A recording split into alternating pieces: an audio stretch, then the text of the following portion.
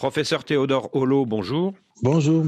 Qu'est-ce qui va changer avec Donald Trump dans la politique africaine des États-Unis? Ce qui pourrait éventuellement changer, c'est un intérêt pour les ressources minières d'Afrique dans le cadre de la compétition avec la Chine, puisque les États-Unis veulent maintenir leur rôle de première puissance, non seulement au plan militaire, politique, mais aussi économique. De ce point de vue, il peut y avoir une évolution avec le président Trump, qui, durant son premier mandat, n'avait pas manifesté un grand intérêt pour le continent africain. Donc un intérêt plus marqué pour l'Afrique centrale et l'Afrique australe que pour l'Afrique de l'Ouest.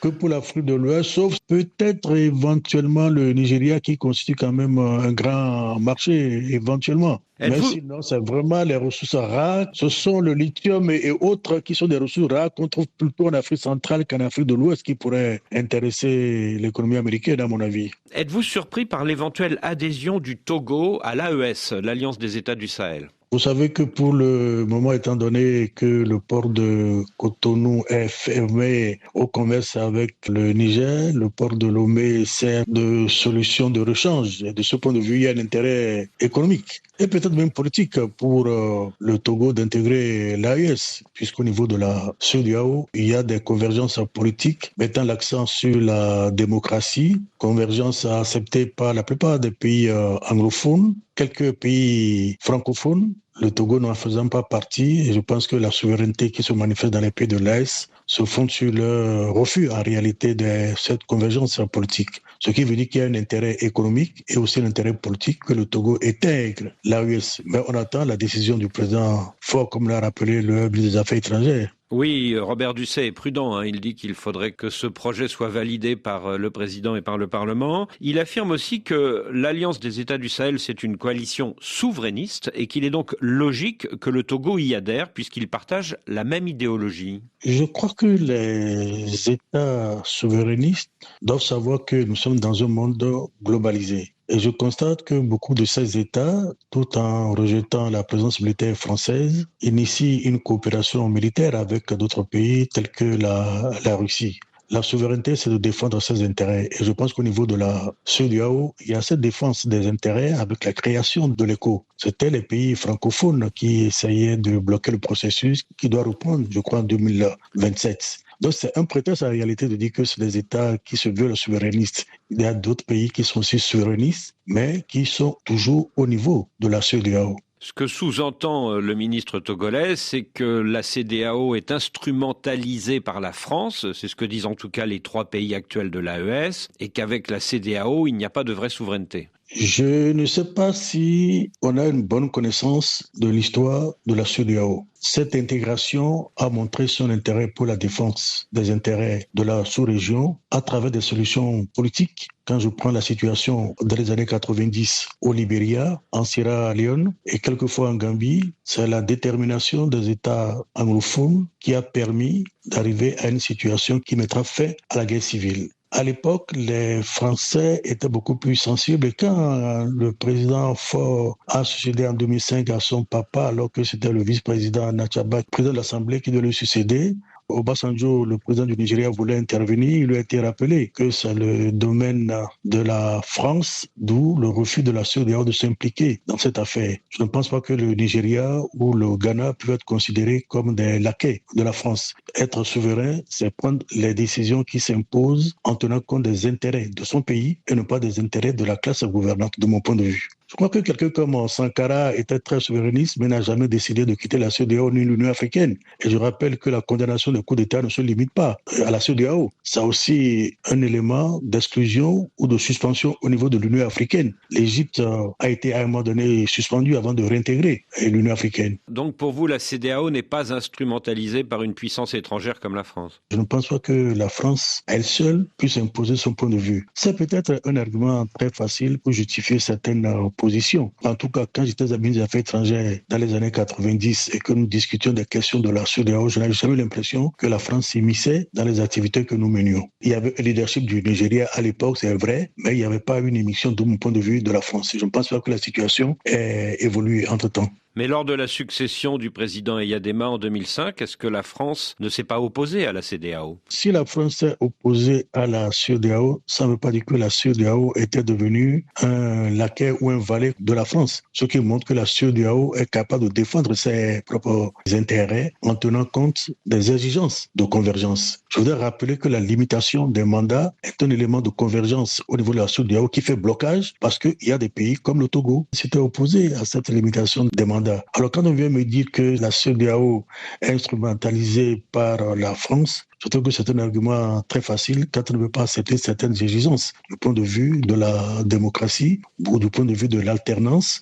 du point de vue de la limitation des mandats. Et c'est sur la base de ce refus que des pays comme le Mali, comme le Burkina Faso se sont retirés aujourd'hui de la communauté. Voulez-vous dire qu'il y a une convergence entre les 3 pays de l'AES et le Togo d'un point de vue idéologique? C'est une évidence de mon point de vue en tenant compte de ce qu'aujourd'hui, dans ces pays, nous sommes dans des régimes où l'alternance n'est pas encore une évidence. Donc il y a cet élément de convergence idéologique qui peut expliquer cette proximité. Il y a aussi les intérêts économiques parce que le Togo aussi, en tant qu'État souverain, défend ses intérêts. Sur le plan économique, justement, depuis que la frontière Niger-Bénin est fermée, les marchandises à destination et en provenance du Niger ne passent plus par le port de Cotonou, mais par celui de Lomé. Avec une adhésion du Togo à l'AES, est-ce que cette route commerciale ne serait pas encore plus renforcée et validée? Ce sera validé, mais si vous écoutez les propos des commerçants nigériens, il y a des difficultés parce qu'il faut traverser le Togo et traverser le Burkina Faso avant d'aller au Niger. Or, je crois savoir que les transports qui faisaient à peine quelques jours mettent maintenant des semaines en raison des difficultés pour la traversée du Burkina Faso. Les populations se plaignent. Pendant la période coloniale, le port de Cotonou était le débouché naturel du Niger et le port de Lomé était le débouché naturel du Burkina Faso. Il n'y avait pas 2 États à traverser. Maintenant, pour aller du Togo au Niger, il faut traverser non seulement le Togo, mais il faut aussi traverser le Burkina Faso. Or, vous savez que à la frontière de ces pays, à la frontière aussi avec le Niger, il y a des difficultés militaires en raison de l'insécurité qui règne, ce qui fait que les commerçants se sentent un peu pénalisés et il y a des protestations en raison du renchérissement de coûts des produits qui sont importés. Ce qui veut dire que c'est peut-être un débouché, mais il va falloir garantir la sécurité de ce corridor. Cela prendra du temps, cela demandera des investissements, mais si la volonté politique y est, ils y arriveront. Il faut aussi investir, mais je voudrais simplement rappeler que le pétrole passe toujours par le port de Semé, le pétrole du Niger. Alors en effet, le pétrole du Niger est évacué actuellement par le Bénin. Comment expliquez-vous d'ailleurs que malgré la fermeture de la frontière Niger-Bénin, eh bien votre pays, le Bénin, accepte quand même de faire sortir le pétrole nigérien par son territoire? Je voudrais rappeler que malgré la tension, la frontière terrestre est ouverte du côté du Bénin. Elle demeure fermée, la frontière du côté du Niger. C'est dans cette démarche également que le Bénin, après les décisions de la CEDEAO, a fini par ouvrir le port de Semé pour l'évacuation du pétrole du Niger. On se souvient, il y a 9 mois, le Bénin avait coupé le robinet du pétrole nigérien et le Niger avait vivement protesté. Puis finalement, le Bénin a rouvert ce robinet. Pourquoi? Grâce aussi à la pression de la Chine qui a fait un gros investissement pour la construction du pipeline et qui a besoin également de ce pétrole. Ça a été un malentendu à un moment donné pour des questions de sécurité, mais le quiproquo a été levé rapidement grâce aussi à l'intervention de la Chine. Donc le sommet Chine-Afrique à Pékin au mois de septembre dernier a finalement porté ses fruits et convaincu le Bénin de rouvrir le robinet du pétrole nigérien? Les nations n'ont pas d'amis, elles n'ont que des intérêts. Quand les intérêts sont en jeu, les États sont obligés d'évoluer malgré quelques divergences. On voit l'intérêt principal par rapport aux intérêts secondaires. Robert Ducet affirme que la majorité des Togolais sont favorables à l'idée d'entrer dans l'AES. Qu'est-ce que vous en pensez?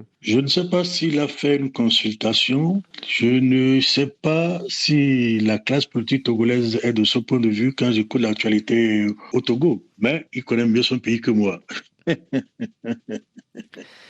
Les 3 pays qui ont créé l'AES ont annoncé qu'ils quittaient la CEDEAO. Est-ce qu'une éventuelle adhésion du Togo à cette alliance obligerait ce pays à quitter lui aussi la CEDEAO? Vous savez, ils peuvent être membres de l'AES et être membres de la CEDEAO. L'UEMOA, qui est l'Union économique et monétaire ouest-africaine, regroupe les États francophones, mais qui sont également membres de la CEDEAO. Vous avez également le Conseil de l'entente. Il y a le Bénin, le Burkina, le Niger, la Côte d'Ivoire, le Togo qui en sont membres et qui sont membres également de la CEDEAO. Donc on peut imaginer que le Togo soit à la fois dans la CEDEAO et dans l'AES. Le Togo donne l'exemple avec le Commonwealth, comme le Gabon aussi, qui est membre de l'OIF et également membre du Commonwealth. Pour la libération de 49 militaires ivoiriens il y a 2 ans, pour la libération du fils du président Bazoum il y a 1 an, le Togo a fait office de médiateur. Est-ce qu'il serait donc logique que le Togo ait à la fois un pied dans l'AES et un pied dans la CEDEAO? C'est une décision qui appartient d'abord au Togo de rester ou de ne pas rester. Mais je pense qu'il soit de son intérêt, si même il adhérait à l'AES, de continuer le partenariat avec la CEDEAO. Parce qu'il n'y a pas que les pays de l'AES au niveau de l'Afrique de l'Ouest. Il y a d'autres États également, dont le Ghana, qui est aussi très frontalier avec le Togo.